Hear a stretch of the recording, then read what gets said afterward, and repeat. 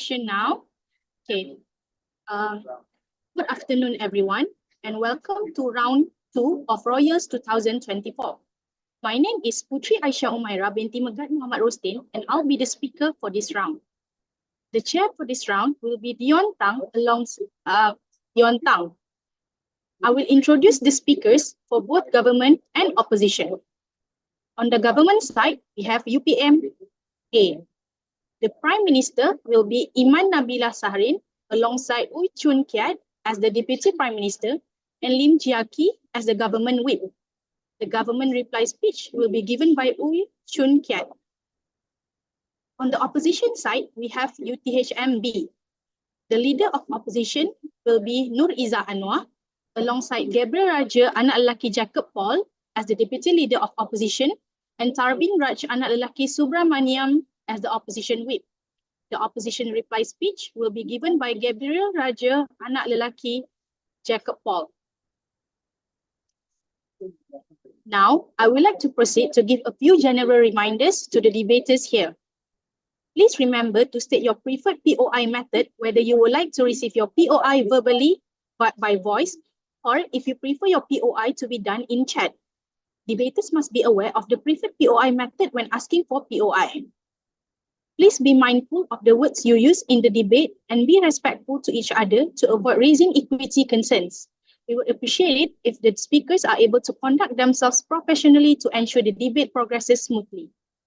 Lastly, please be aware of the time of your speech. The timekeeper will help time the speech but it is also important for speakers to time themselves in case of technical issue, etc.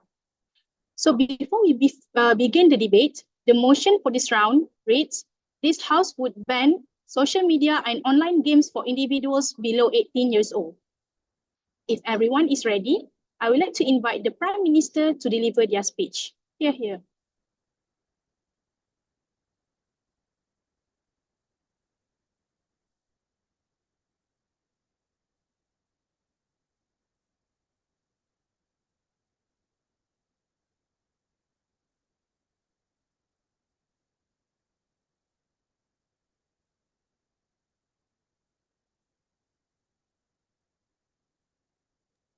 You guys hear me? Okay. Yes, we can hear you. Give me a second while I set on my own timer. Okay. Right.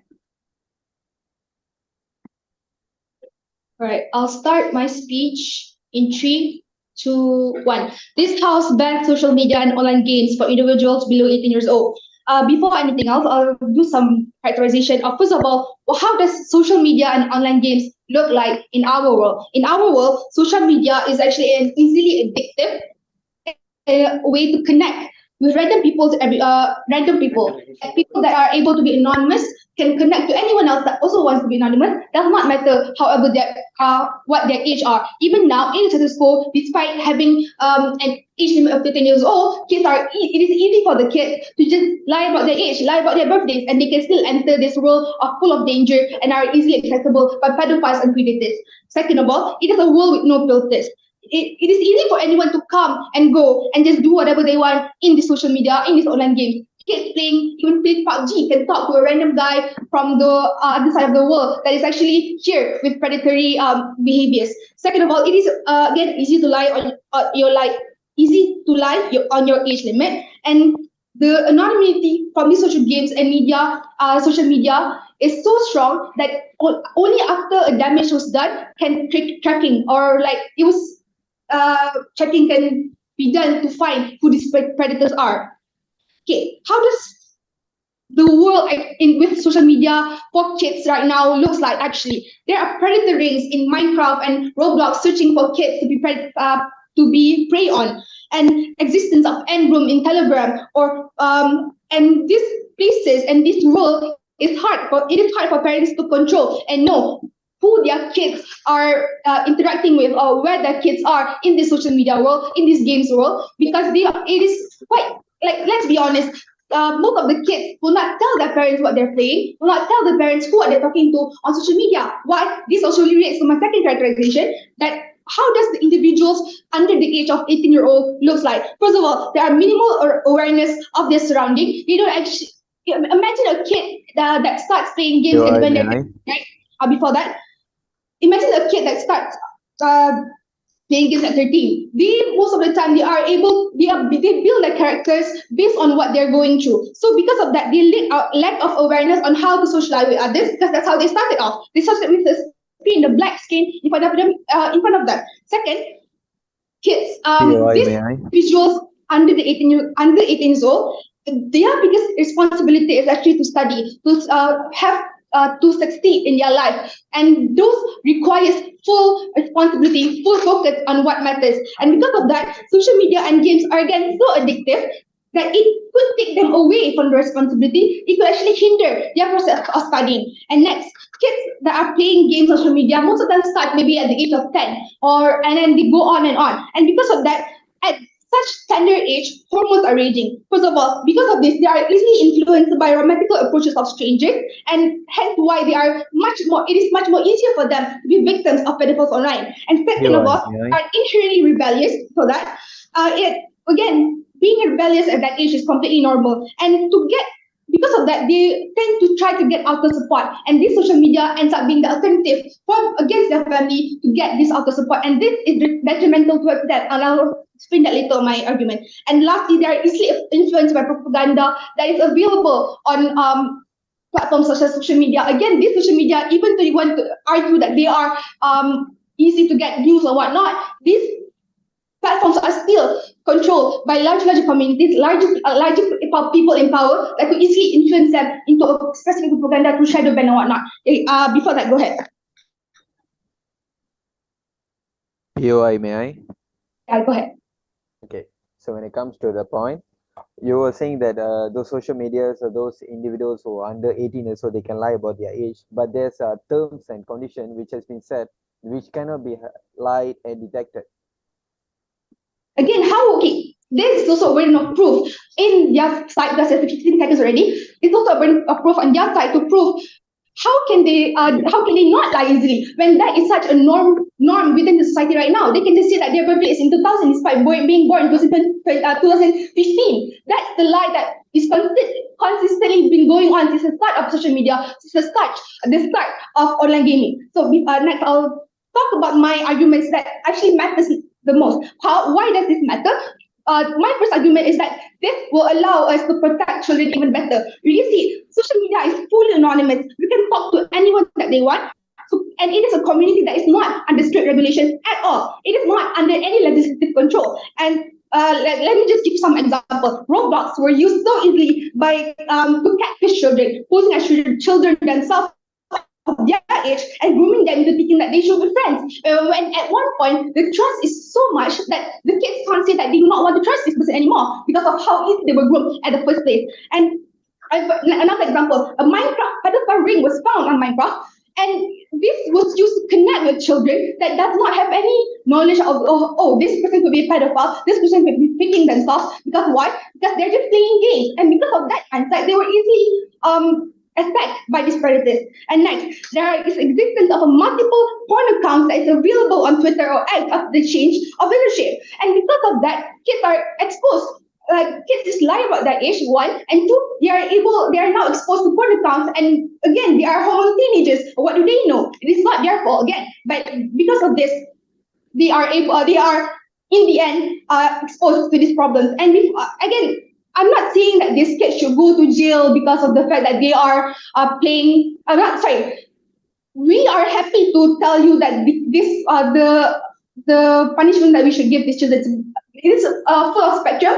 Either we put them into juveniles or we just talk about parents. But this policy must work to protect these children. And you see, it is hard to pin these people down.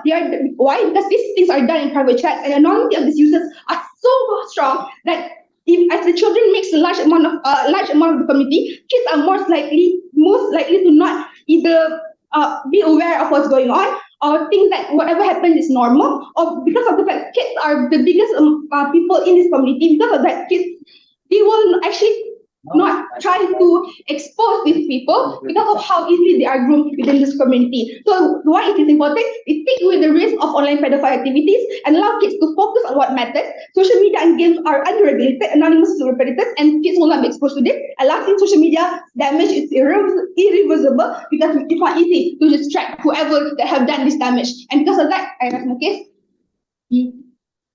Government. All right.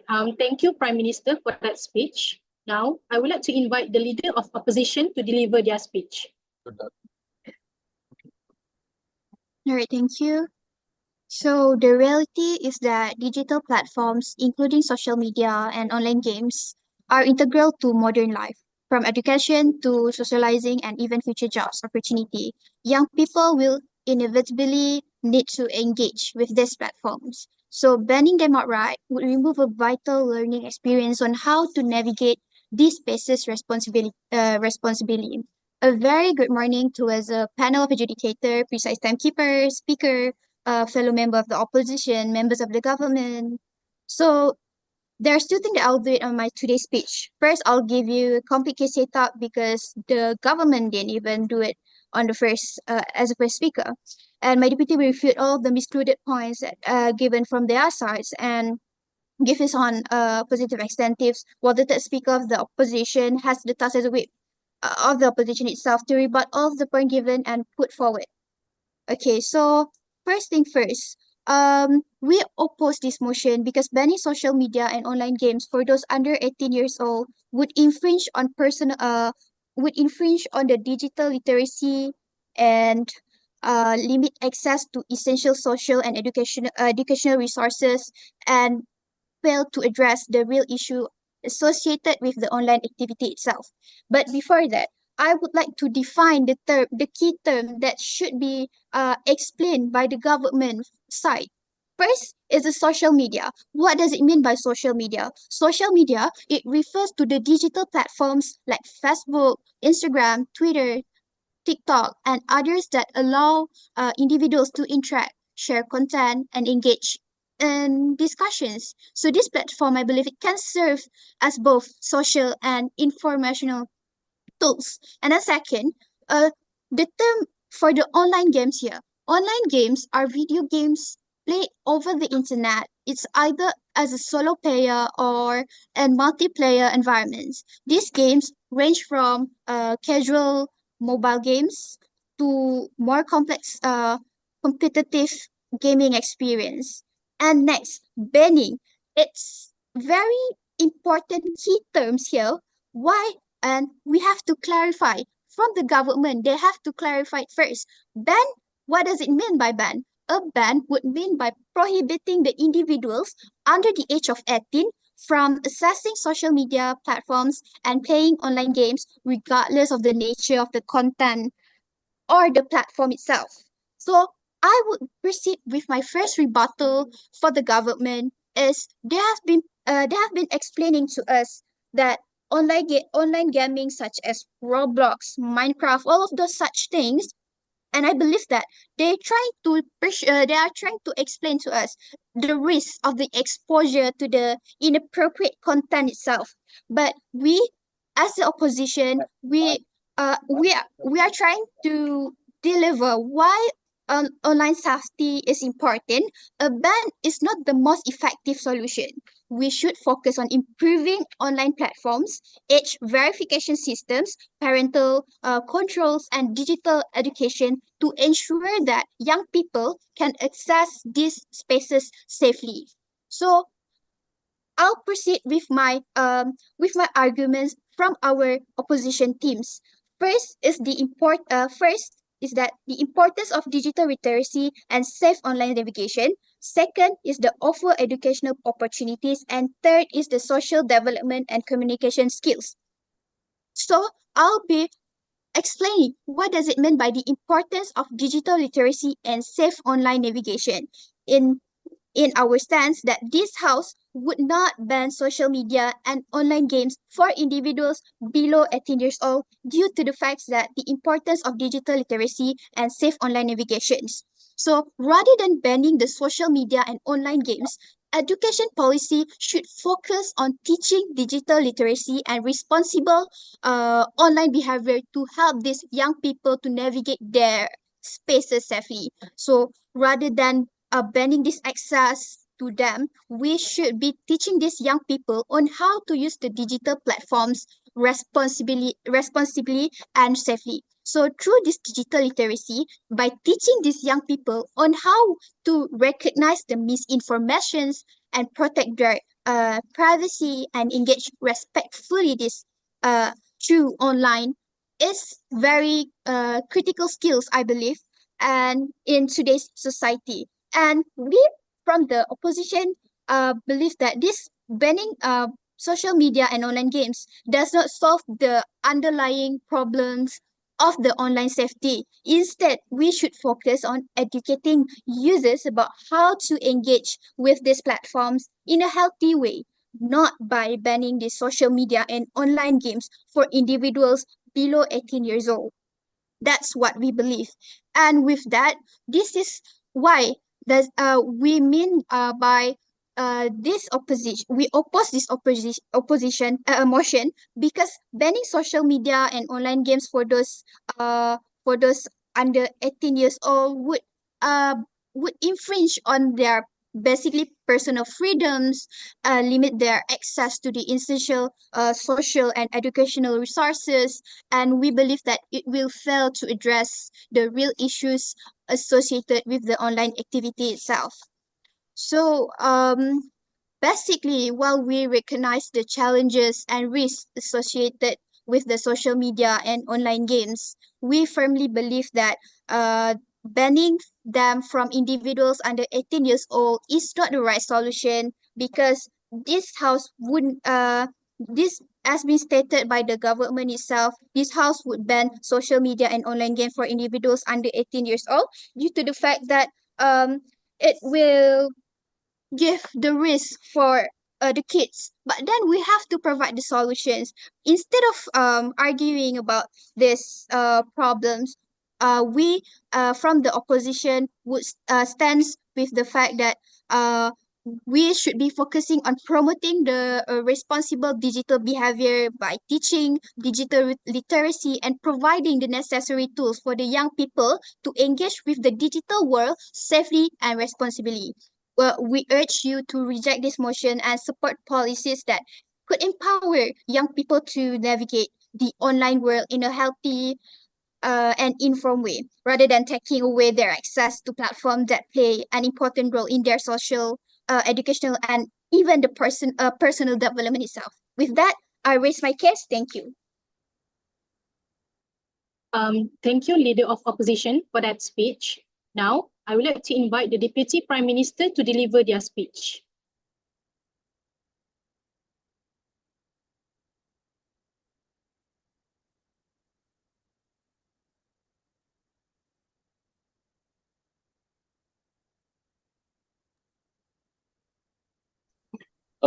Yeah. Maybe.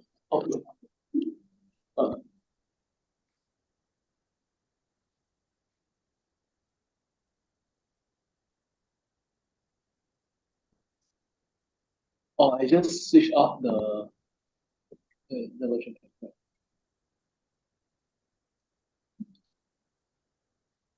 Is that okay?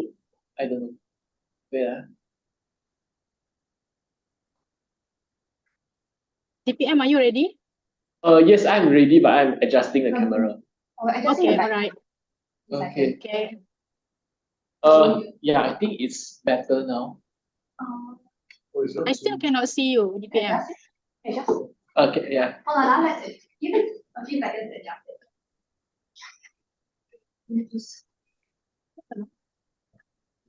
it. No, you have to do it.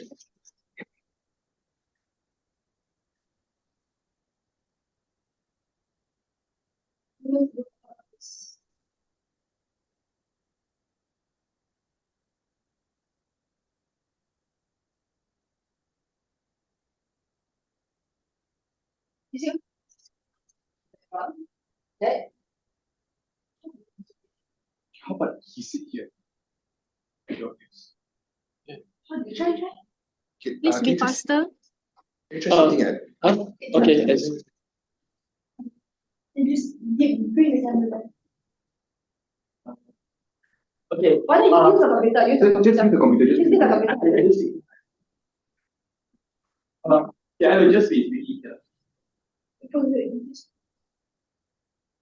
Okay, that is better. I can see you now. Speaker.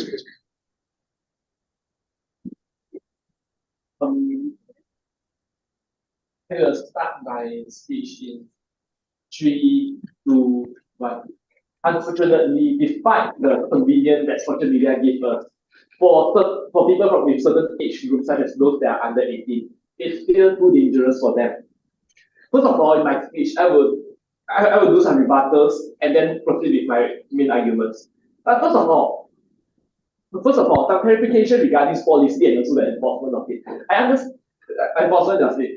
The status quo now is that a lot of companies, especially social media companies, just take child protection or teenage protection very lightly. They just need something like, oh, just think that you're above 18 and then you can use social media. And therefore, our ban will make a lot of difference due to the formal enforcement of law, which includes things like defining the social media company if they just do it simply, or maybe have give some responsibility and legal repercussion to the parents if their children is using social media. I think that all of these are ways that better control the social media and also better protect the children's safety in the social media. But second of all, the main arguments coming from the government team is basically just that you can learn how to use social media. You have digital literacy.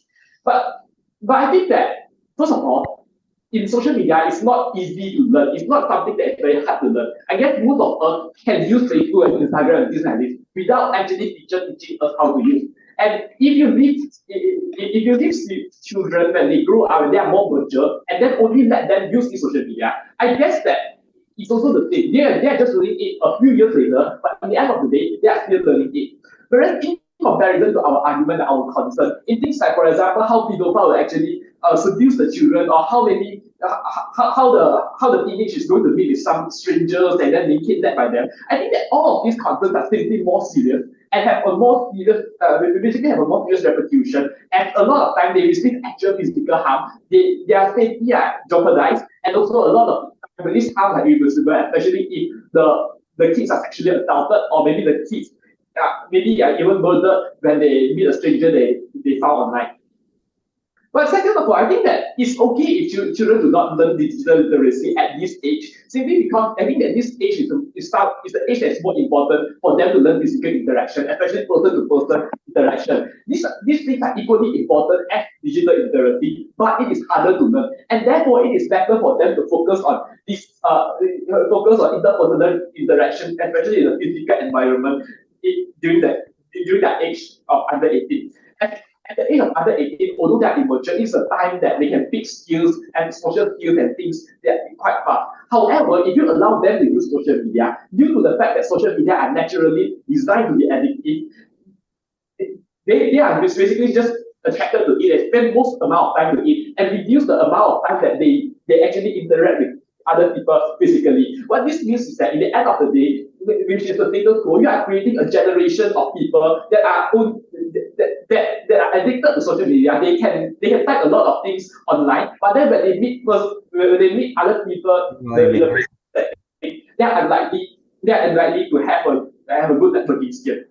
No, thank you. So, but third of all, when you are telling us that okay, you are teaching them how to be safety, but the fact is that when you are allowing teenagers to scroll the social media, being part of social media, it is very hard for parents or teachers to ensure that they are safe in the first place. Because social media have a big emphasis on privacy, which means that whoever they need, whatever they discuss, it's very hard for parents and teachers to monitor in the first place. So the government opposition team cannot conveniently say that okay, you can ensure their safety. But okay, so these are rebuttals regarding the second thing. But third of all, a very brief argument from the government team regarding the issue of personal freedom. I think that this is not an issue in this debate, simply because just look at prehistoric human, right? They have no social media, but you can't say that they have no freedom.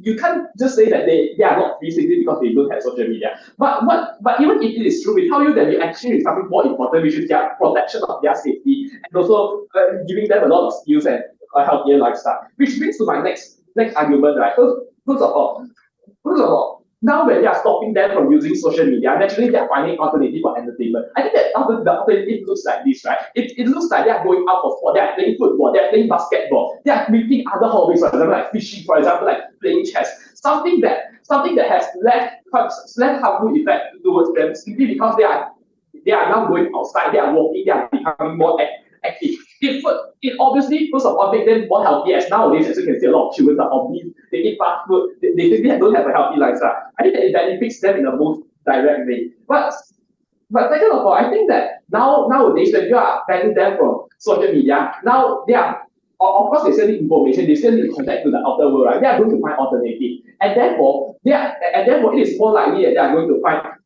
information from verified sources, for example, like books, for example, like newspaper, for example, like those sort of news and information that are safer and more verified. This is important for children due to several reasons. First of all, children oftentimes lack awareness.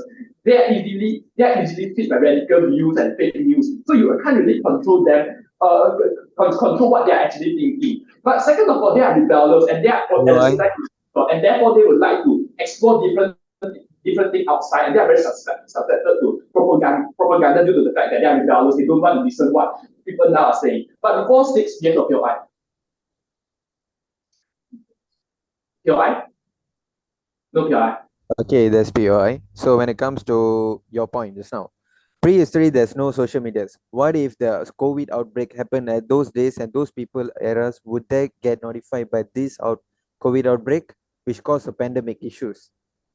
Okay, I'm not sure how is this relevant to this debate, given that we also have a lot of epidemic before the rise of social media, and these humans still can handle it. Okay, so how is this social media harmful to children? Right? We see that there's a lot of personalities out there, for example, like Andrew Tate, for example, like terrorists, they are spreading radical news and ideology to students, and teenagers being more naive and being less aware about what's happening now, oftentimes fall into these radical views. And this is the reason why personals, for example, like Andrew Tate, that spread anti-feminist ideology gain so much of support, right? But second of all, we also think that they are more easily fallen to fake news simply because they haven't access to any verified news sources before they actually access to social media, and therefore this is oftentimes the only media that they gain information from, instead of the previous generation when they gain information from multiple media. And with all of this reason, I rest my case. This is the podcast. Okay, thank you, Deputy Prime Minister, for that speech. Now, I would like to invite the Deputy Leader of Opposition to deliver their speech. Okay, thank you, Honorable Speaker. First of all, I'm Gabriel Raja, so representative for Deputy Leader of Opposition. Okay, so my point of view, for just now, as Prime Minister said about there's online games and violence games as well, like PUBG and then shooting games and all. But they only focus on negative impacts. They never focus on the consequences for the positive. As we know that it doesn't make sense at all. Come on, guys, grow up. So we have so many online games nowadays. So if you grow up with our technologies and in this era, we should know that we have many mind games as well, like Sudoku or some games as well. So this thing helps kids to grow their mind, so that this helps them in positive way as well. Okay, so I don't understand what you're trying to say, but then you should know this is policy debate as well.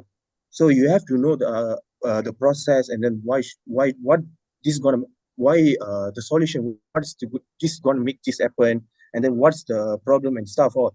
So I would like to stand to my opinion that this proposition to ban the social media under and online games for individual under the age of 18 has gained momentum in recent years, with proponents of arguing protect young people from the potential dangers of digital addiction, cyberbullying, and exposure to inappropriate content. While well-intentioned, this well-intentioned, this approach is ultimately misguided. So banning minors from social media and online games would hinder their social development and reduce, as our Prime Minister say about the digital literacy, and limit their educational and recreational opportunities in increasing this digital world. So when we grow up in our technology, so as we know that when we relate to our current issues now, the technologies are keep improving and we are growing up. So this, I would like to say that rather than an outright ban, fostering a more balanced and survive engagement with the digital technology would be far more beneficial, right? So first of all, I would like to give my point that social media and online games, they also are educational opportunities for below 18 years old. So one of the primary reasons for opposing this ban of on social media on online gaming for young people is that the platform can provide a significant educational benefit as well. So these social media platform, like for example, YouTube, Instagram, and Twitter are powerful tools are learned for learning, offering access to a wealth of information and diverse perspective as well. So as we know that in our pandemic era, so we like less getting exposed to our teaching software and learning. But then when these issues happen, so we get to know more about this learning online stuff. So these tools, learning online stuff, offering access to wealth information. So we get to know more information about it. So many young people of this platform used to learn about the global issues and develop creative skills and educational content.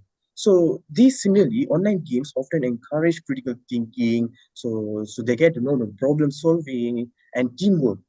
So educational games and interactive simulations such as Minecraft and educational apps foster creativity and teach children coding, science, and design skills. As we are learning now, as I am the civil engineering, I'm studying civil engineering, so I'm learning coding. So the coding,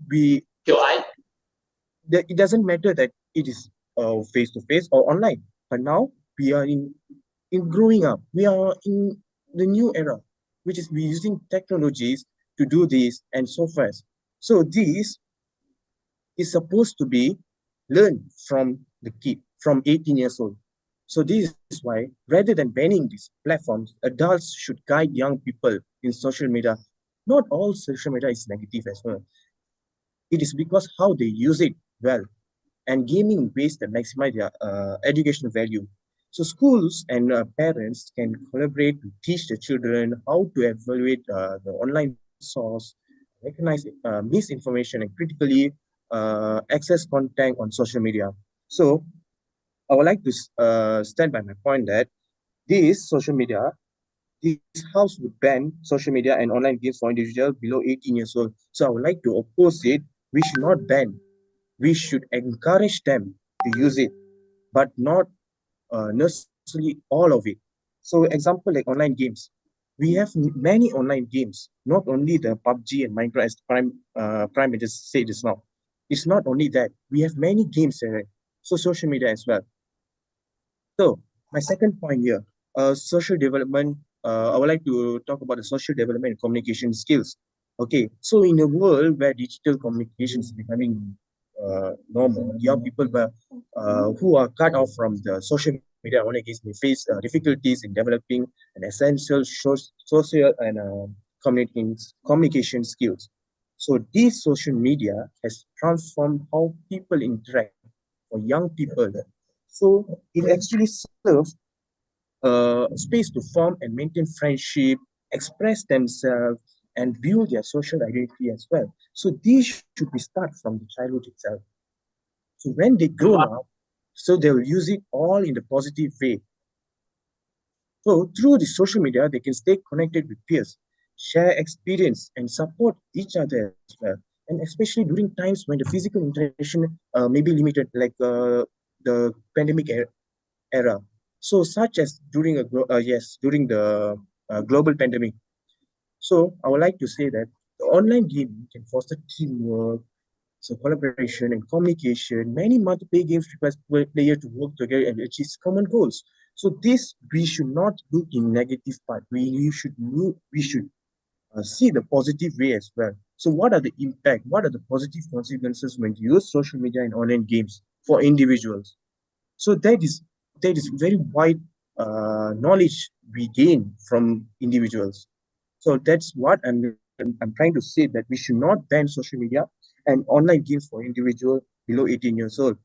As we got from the information from the government, they keep telling about the negative, but we should look at the positive. So because we are growing up with technologies, many technologies that are keep interacting. Thank you very much. Okay, thank you, Deputy Leader of Opposition, for that speech. Now, I would like to invite the government whip to deliver their speech.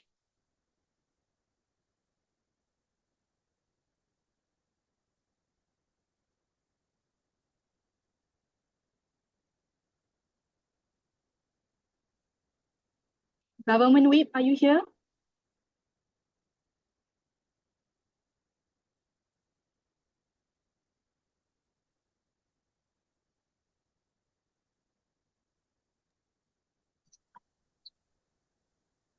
Give me a few seconds to arrange my notes. Okay.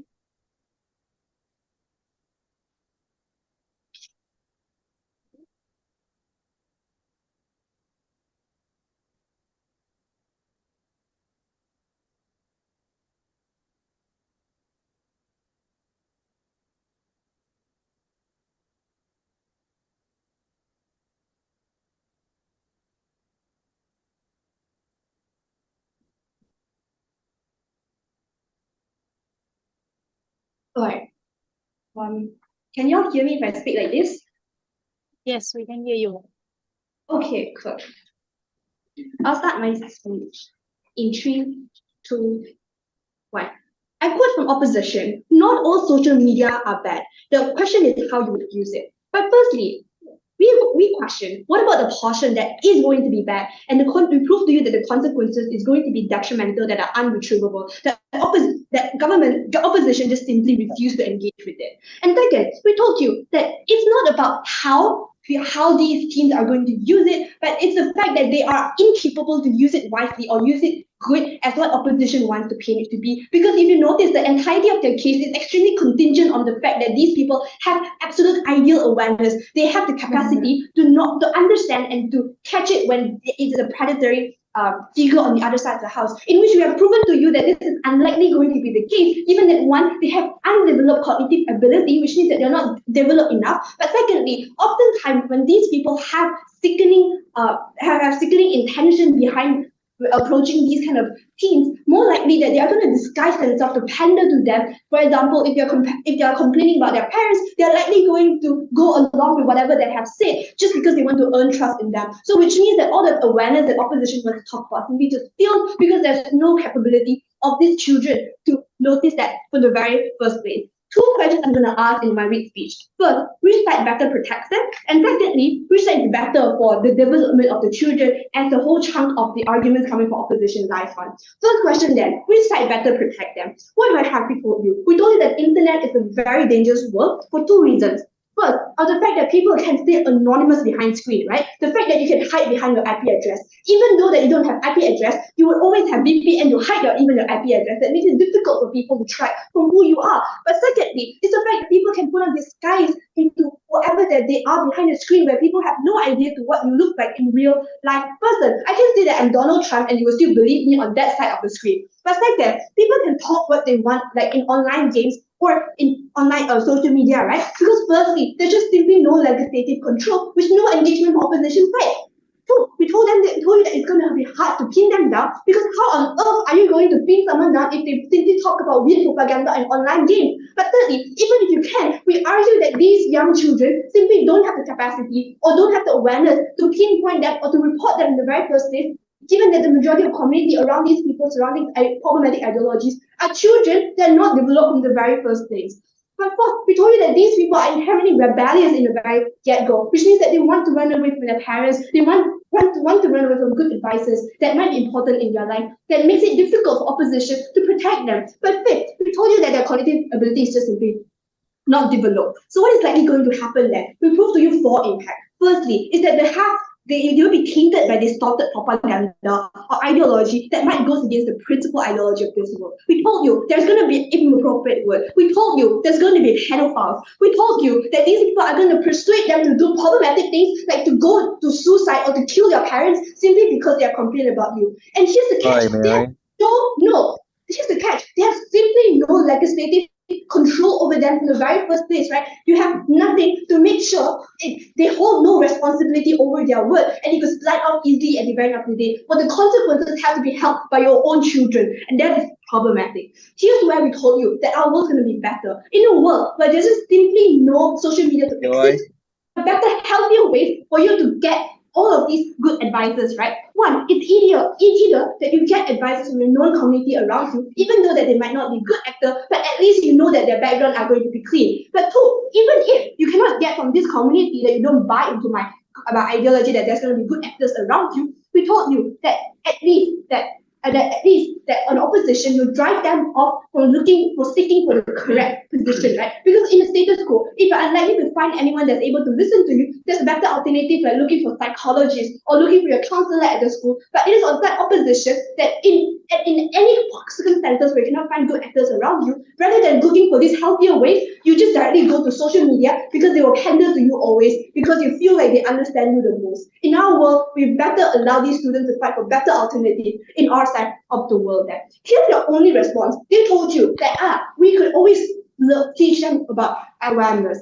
But the problem with it is that they never really deal with a mechanism, right? We told you that these people are underlying rebellious thinking, that they don't go against parents. We told you that they are still in the progress of building their worldview, which means that even if your awareness exists, they just simply refuse to take over upon their awareness. No, their theory doesn't translate to your capability of noticing that people is problematic in the first place. And we told you there's going to be weird intention or like predatory intention behind that, which means that they always disguise themselves as a good person when they're approaching their children. We think that it's better on our side of the world insofar as we are driving students better towards looking for better alternatives like counselors, guidance, their friends, which at least we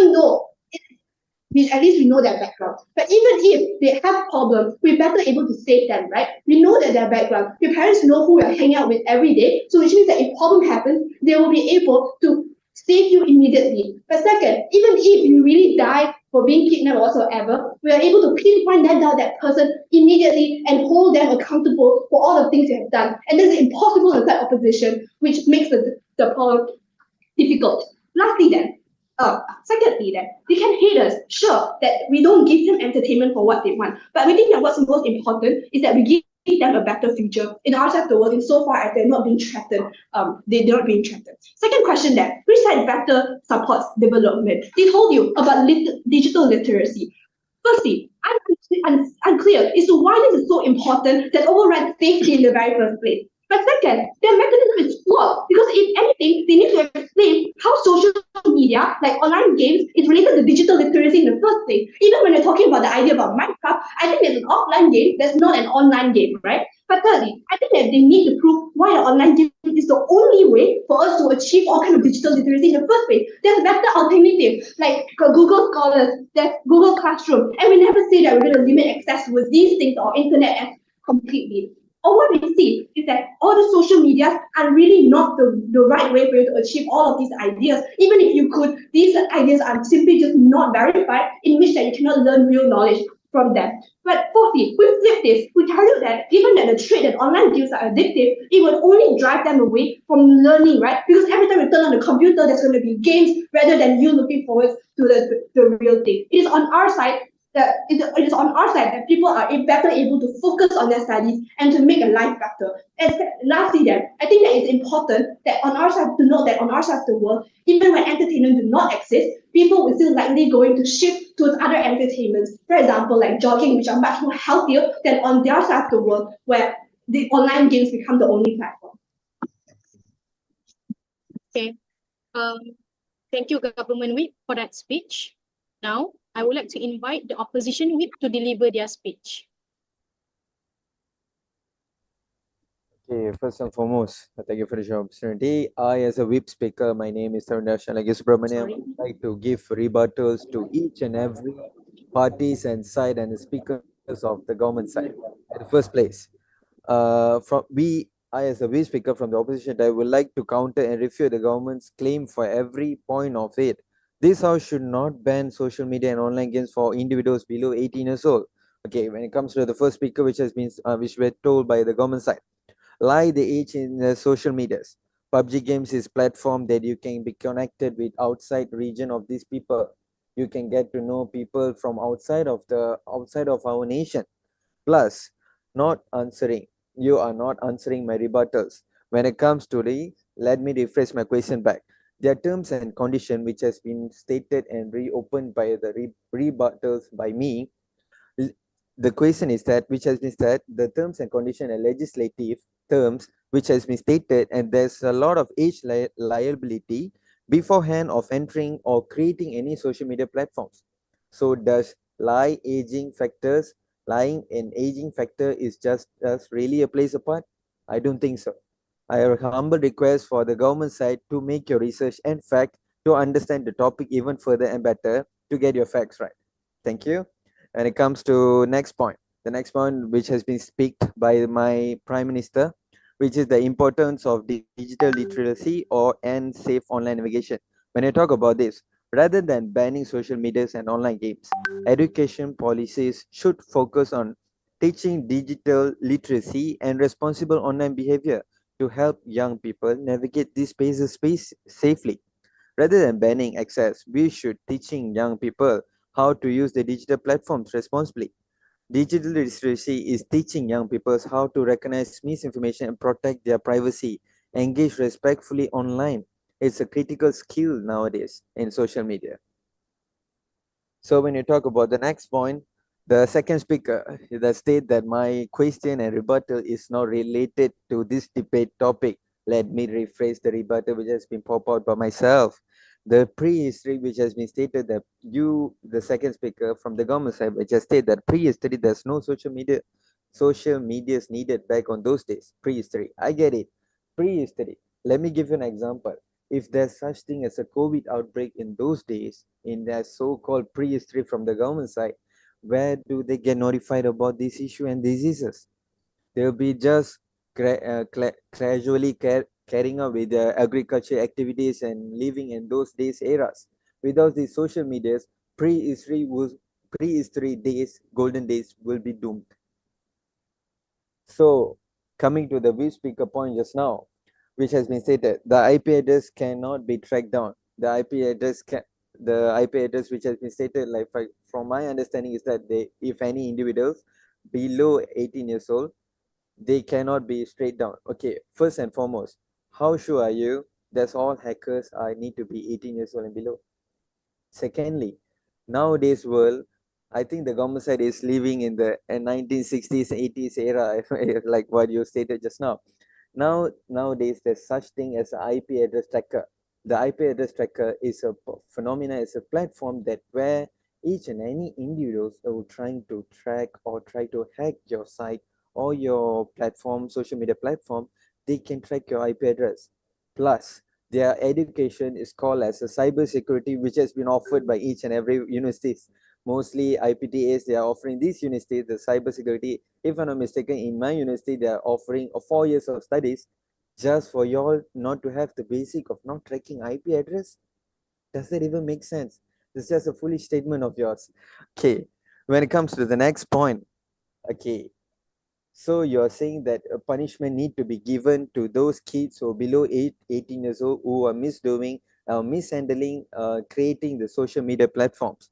So you trying to say that the rules and regulation cannot be set, and social medias and should be banned for those individuals who be aged below 18 years old. But when it comes to punishment, it is justice for y'all, right?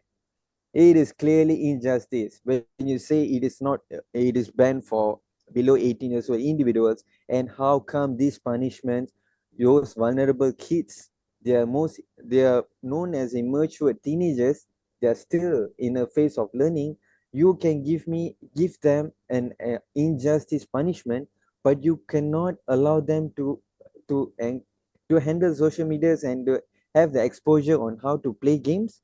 Seriously, it doesn't even make sense at all, government side. So when it comes to the next point, this is a policy debate. This is a policy debate. I repeat, this is a policy debate. So when it comes to the policy debate from the government side, let me teach you. The first speaker should define what does online game works, what does online platform works, what does the benefit, what is the beneficial of this and that. You should define and let us know. We as a third party, we should not know about this, but we as a countermeasure, from my prime minister, from my leader of opposition party, we did the clarification and definition in a better way. And another thing, as a saying, there's a saying that prevention is better than cure. With this, I would like to firmly stand with this firm. I, as a whip speaker, my name is Saranda Shalagi Subramaniam from the opposition side, would like to counter and refute. And this house should not ban social media and online games for individuals below 18 years old. This is because this is a phenomena. There's a proverb saying that throwing the baby out of the bath water. Have you heard of it? The Google is free. So when it comes to this, the founder of the Mark Zuckerberg, have you heard of it? The founder of Facebook is Mark Zuckerberg. If they think there's a platform is not encourageable to those individuals below 18 years old, he wouldn't be a billionaire and rich by now. The social media platform in 2004, which has been started, he was a student of Harvard University. He did found this platform in his part-time and in the full-time of studies that we have done it, along with his roommate, Eduardo Severin, Adrio McCollum, and Dustin Smostovitz, is the origin of the call of Facebooks. These are the meta platforms nowadays. So without this need, without this binary, people who below 18 years old cannot feed the social media to grow in this phenomena. Plus, the social medias and the online games is a platform for Malaysia activities. For the social medias is another way for you to get engaged and keep yourself updated. How sure are you that social media is disarming individuals below 18 years old? Without the social medias, we as a fresh grads, we cannot create our a profile, a LinkedIn profile or job straight for us to get a job employment. The indirectly, this increase the job employment compatibility and opportunity. With this, I firmly stand that we opposition party, I'm as opposition whip speaker, we opposition party would win this rebuttal, because the rebuttal and the definition has not been stated out and speak by the government side. Thank you and goodbye. Okay, thank you, Opposition Whip, for that speech. We will now move on to the reply speech portion of the debate. To begin the reply speech, I would like to invite the opposition reply speaker to deliver their reply. Okay, thank you, Honorable Speaker. So first of all, I would like to restate the motion. This House would ban social media and online games for individuals below 18 years old. So I would like to seem like, while banning social media and online games for individual under 18 may seem like a protective measure, but it is ultimately a flawed approach to that would undermine the young people's social education and digital development as well. So these social media and online games offer critical benefits, including educational resource, social connections, opportunities of self-expression, and platforms for building a digital literacy. As our Prime Minister says about the first point was the importance of digital literacy and safe online navigation. So this I would like to say that. So this point really relate to our current issues where they are under in self-care. Means that they are 24 hours they'll be watched by not only their their surroundings, but then their parents and then the young adults as well. Okay, so for this, I would like to say that this experience equip young people with essential skills that they will need in a world that is increasingly online. As our government says about the online games and social media, they should be banned and go for jogging and go for outside interact with people. Yes, we can do that as well. but then we should not ban social media because these help us to improve ourselves and enhance our development, people development as well. So when the technology grows, so we also grow. So that's what I'm saying. So rather than outright ban, a more constructive strategy would involve and fostering a responsible use of these platforms as well. So just now I told that with guidance of parents, educators, and society at large, young people can learn to manage the online presence. So understand their digital safety and balance screen time with offline activities also. So these education on digital citizenship, strong moderation policies, and conversations about mental health and cyberbullying and all practical solutions that address the concerns surrounding on social media and online gaming without depriving young people of the valuable benefits that these platforms provide. So I would like to say about this today's world. So social media platforms have become more than just a place for connecting with friends and families, but a medium for fostering communities or even driving economic activities as well. So it is undeniable that they are now central to our daily lives. So, however, this rise platform has also paved the way of harmful issues that such as cyberbullying and this one I told about the online scams and all. But these recognizing this influence, Malaysian government itself through the Malaysian Communications and Multimedia Commission, so MCMC has keep certain rules and regulation for this. So I think that the government side should know about this.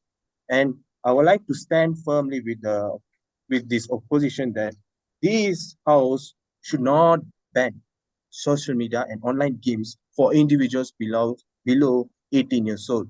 So thank you. That's all from me. Thank you, my honorable speaker. Um, Thank you, opposition reply, for that speech. To close out the debate, I would like to invite the government reply to deliver their reply speech.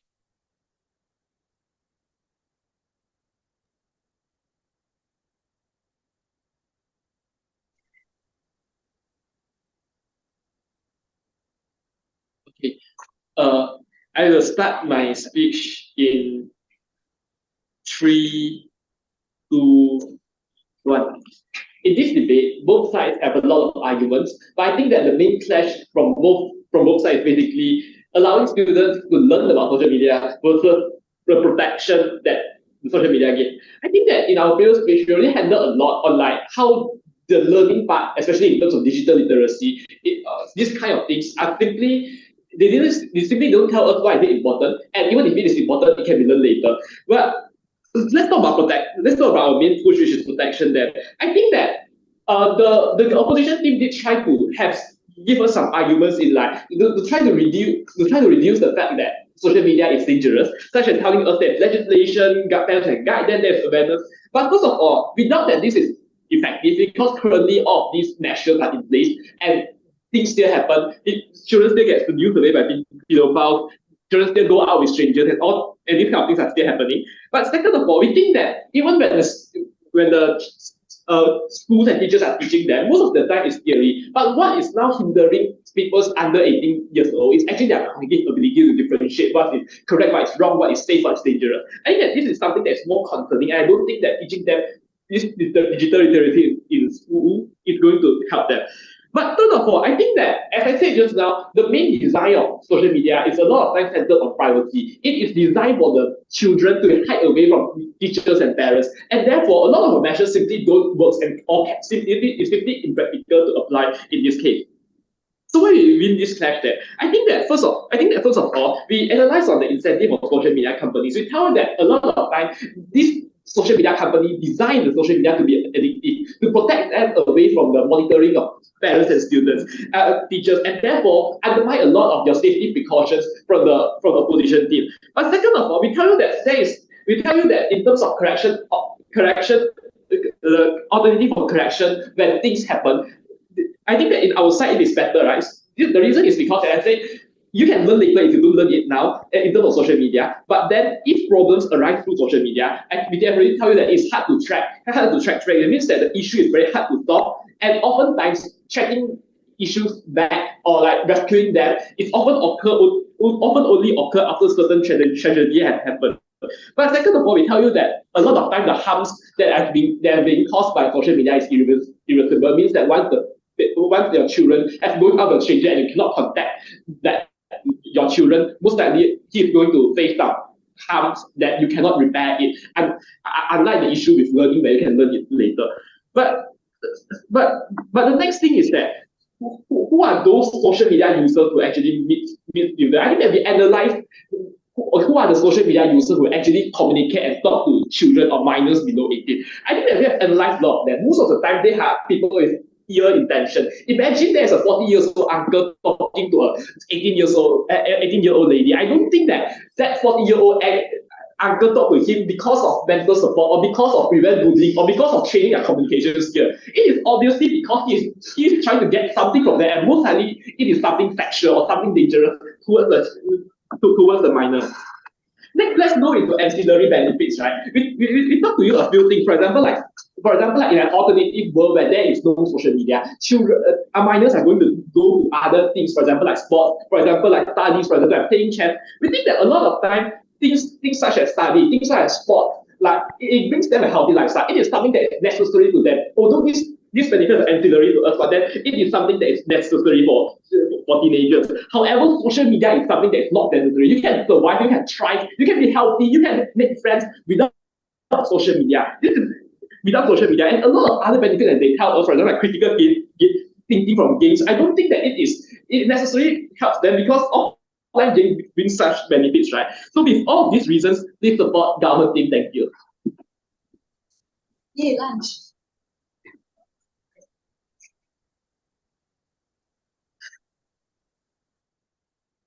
Okay, thank you, government reply, for that speech. That marks the end of the debate. The judges will now make their decision on the side that wins the debate. We'd like to thank everyone for the rounds. I will now put the judge in the breakout room.